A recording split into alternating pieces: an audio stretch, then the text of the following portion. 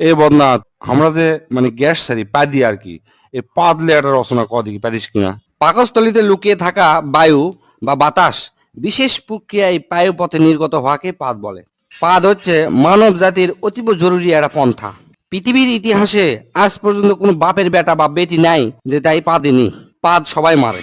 যুক্তরাষ্ট্রের প্রেসিডেন্ট থেকে শুরু করে রানী এলিজাবেথ, বিখ্যাত নায়িকা শাহরুখ খান, সালমান খান, টম ক্রুজ থেকে শুরু করে সোগলি, অ্যাঞ্জেলিনা জোলি, কি কমো সোগলি পাদ দেয়।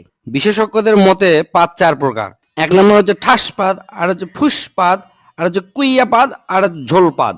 এক নম্বর ঠাস পাদ হচ্ছে মানুষের আবেগ নিয়ে খেলা করে, ওটা হচ্ছে ঠাস পাদ।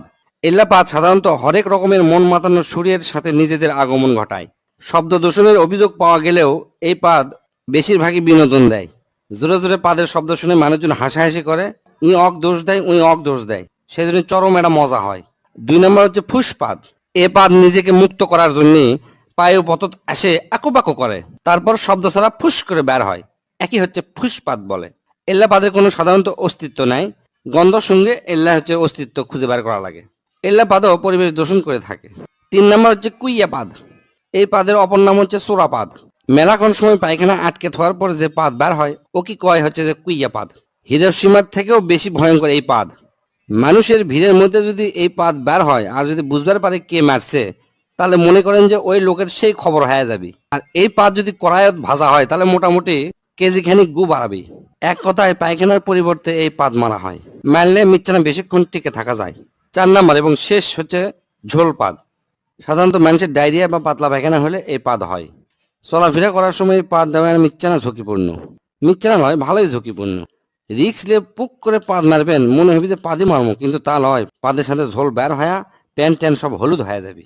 এই পাদের শব্দ সাধারণত ফ্যার ফ্যার ভ্যার ভ্যার। এক কথায় মানব জীবনে পাদের গুরুত্ব অপরিসীম।